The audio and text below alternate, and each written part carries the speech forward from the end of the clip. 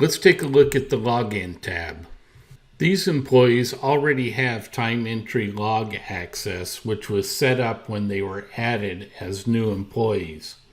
The login access we're going to create for workers here is a much wider access to the software. To get started, we'll select Add New Login. That will bring up this page. The software comes with unlimited seats or logins and unlimited projects.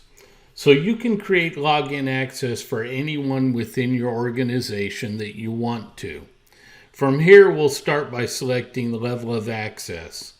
Let's click on the user type drop-down list and discuss the access options.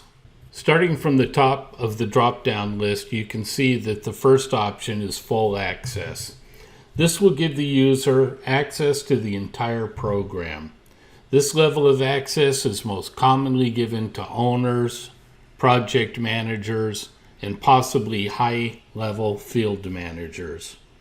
The caution that should be exercised here is that this level of user will have access to employee information, including wage info, and these users can alter the project numbers and setup. The next option is limited access. With this option, you can basically pick and choose what parts of the program that you want the user to have access to based on the user's need.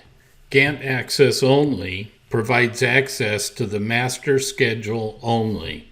This is generally given to customers and clients so that they can monitor progress without having access to any financial or proprietary company information. Login name is the user's name that the login is assigned to. Username could be anything you want it to be. First initial and last name, for example. The password will have to meet our password requirements, which are capital letter, lowercase letter, number, and special character. Next, you can give the user purchase order access, which can include the ability to create and approve purchase orders, the ability to edit purchase orders only, or no access at all. You can choose to give them master time entry, and then you can enter personal information if you choose to. It's not required.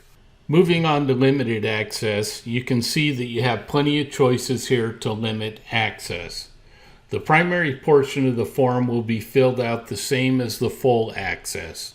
From there, you can select which projects you want the user to have access to.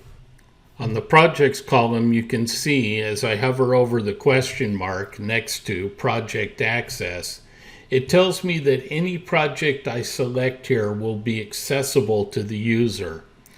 We, of course, only have one project listed here, but the project list can get quite long. As I hover over the question mark next to Hidden Tabs, you'll see that this is the exact opposite of the project access. Here, anything that you check off will be hidden from the user. I could give some examples of which access I give to different levels of users, but since all companies are different, it is probably best just to go through the list with your user in mind and make your own selections. Gantt Access Only is pretty cut and dried. Just select the project that you want them to have access to. On all levels of access, don't forget to click Update.